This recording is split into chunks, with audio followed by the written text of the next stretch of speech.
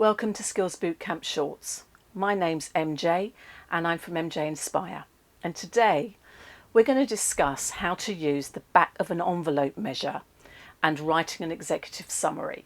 Now, both of these templates are in your guided leadership notebook. And if you don't have one of those, go down to the bio and all my notes and you'll see a link to Amazon where you can buy it in an A4 or A5 size, and it's going to help you be an even better leader. So, shall we get started? Let's do that. What is it? Well, many years ago, a client approached me and said, we've got a challenge for you, MJ. We've got really good leaders, but they are either spending too much time focusing on ideas that don't make business sense, but they like it, or that they have a brilliant idea, but they don't come and present it to us because they don't have the confidence in themselves and their idea, or how to measure it in order to ascertain whether it's a good business case. So I went away, thought about it, and developed the back of an envelope measure. Now, the idea of that is it could be a pack of a cigarette packet, used to be called back in the day. It's a really quick measure. You grab a piece of paper, you quickly write down all the criteria, and you measure it out of 10. And dependent on the score you give it, you either ditch it, as much as you love it, you realise maybe this ain't the time to do it, or you redesign it because there might be something in this, but how I'm doing it isn't quite right.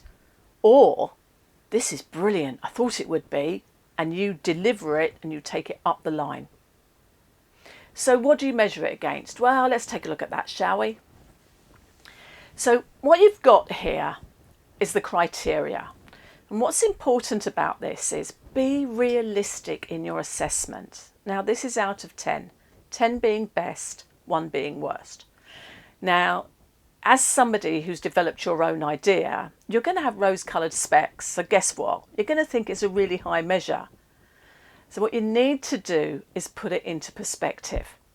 So will it attract customers?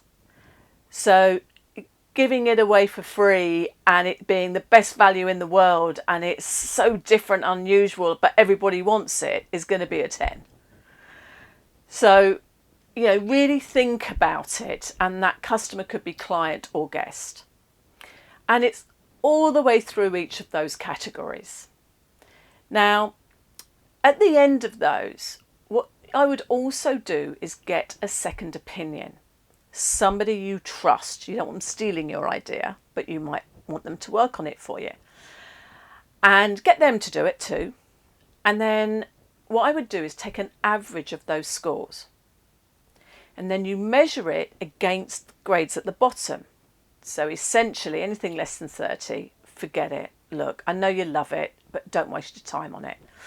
30 to 45, get that second opinion to see if they can rework it in any way, but it doesn't look like it's going to work. 45 to 60, now we're talking here. Really look at it and see if you can change your idea so that you can tweak it so that you can get any of those grades up if you like. 60 to 75, it's actually worth presenting it. You might get it over the line.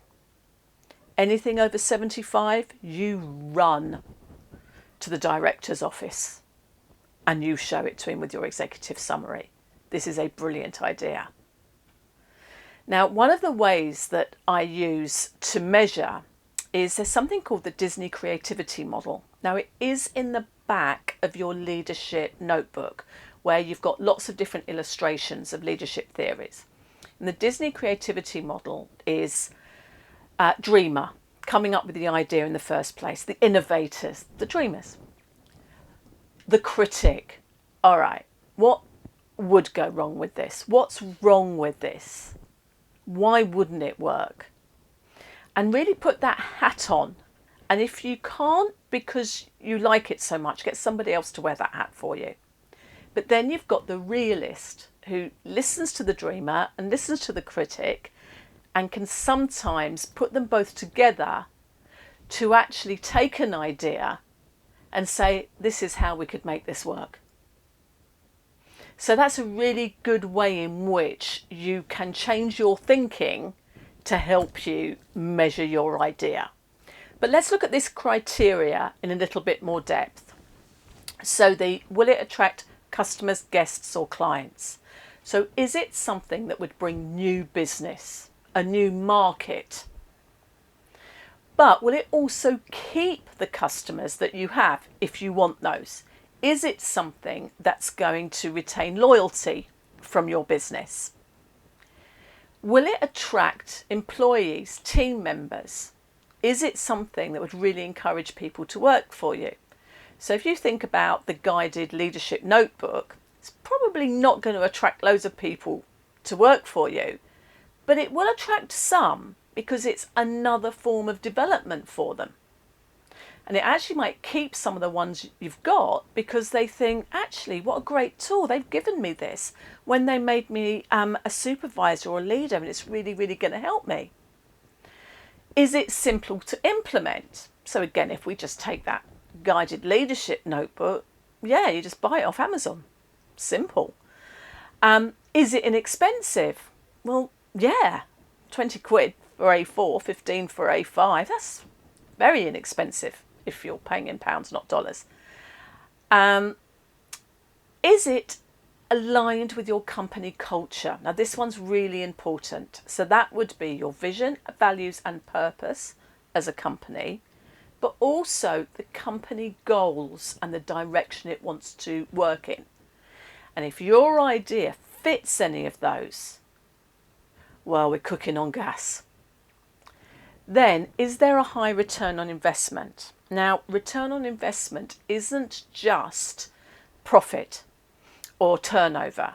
It's savings that are made. It can be staff retention, so keeping your brilliant people. It can be compliance, something that helps you better abide by company regulations. I'm thinking of allergens or GDPR, for example. Or it could be a great PR opportunity or a great marketing opportunity or build your reputation as a brand. Now, some of those are quantifiable. In other words, you can put a sum of money to them. Some of them not so, but it doesn't mean that you can't illustrate those and talk about them. And then don't forget your own gut instinct here. The thing is, though, we know your gut instinct is good. You came up with the idea. It's the gut instinct of the second opinion that's important.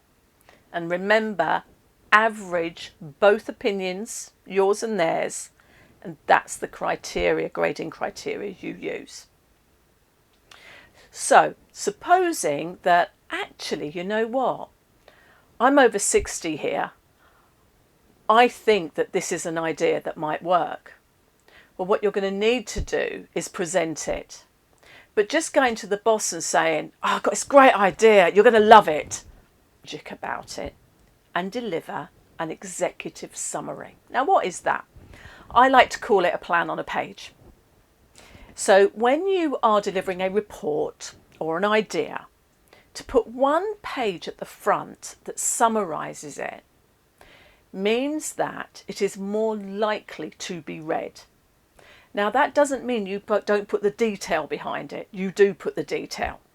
And there will be some people that want that detail. The, chief financial officer, for example. But actually, first off, if you have that front page, because it's not onerous to look at, because it's quite simple for them to read and well structured, they are more likely to read it and take a look at it, which means you are already past the first post. Now, the little diagram that you can see on the slide here, that's actually shows you exactly what to put in each section. That is actually in your guided leadership notebook as a model, as well as a blank template that you can use. But the idea is, if you can't explain your idea in 3 sentences, then you don't know your idea well enough. That comes from Richard Branson, by the way. Why are you doing it? Are you solving a problem or is it to get an opportunity? Is it a compliance? How are you going to do it? Now, this is about a third of a page. Obviously, there's more detail than that, and that will probably go behind it. But just give an overview. Who's responsible? Rough timelines. Would you outsource? Would you need an app? Whatever it may be. And then what if? So one of those points should have, what if they don't do it? But the other two are where you cross barriers. So for example, I know, guided leadership notebook. One of the barriers was, but what if people only want it in A5? They only use an A5 notebook. Great, then I produced it in 2 sizes. Now, the cost, back of an envelope, you may have guessed the cost. Okay, an educated guess. Now you want to go and do your homework. Check your assumptions. Start putting some real costs to this. Make the calls, phone the suppliers, really do your homework. And actually, if somebody else has done something similar, maybe get a case study from them. Little tip, whatever cost you put in, add 20%. Contingency, we call it. That way, if your figures are wrong, you may still be able to come in on the budget that you set. And then your return on investment. Now remember, some of that is quantifiable, so you'll be able to put sums of money in. It might be percentage increases. Sometimes you won't be able to quantify it, but you will say that you believe that this could build your reputation because. And then if that back of an envelope was a sort of fairly high score, include it as the chart in the same way that I've written it here. Now, what this shows is that you've taken a real strategic approach to this. And rather than go in from an emotional perspective, you're going to love it, you've actually taken a logical perspective and thought about the business case. Now that's great, because not only would that help your idea, but even if you can't get your idea over the line because the timing was wrong, because the company didn't have the budget, because they're focusing on something else at the moment, don't be disheartened, by the way. File it, use it again at another time. It will show that as a leader, you are now thinking about big picture. And actually that can help your visibility and help your reputation and how you're perceived as in the business. So there you have it. Now this was a really quick Skills Bootcamp short. If you want more information on this and go into much more detail, we actually run monthly Skills Bootcamps. These are live online learning involving and inspiring for 90 minutes. You can go to my website and check out the program and get a lot more information on this. In the meantime, good luck. I hope you come up with a brilliant idea and I hope you get it over the line. Take care.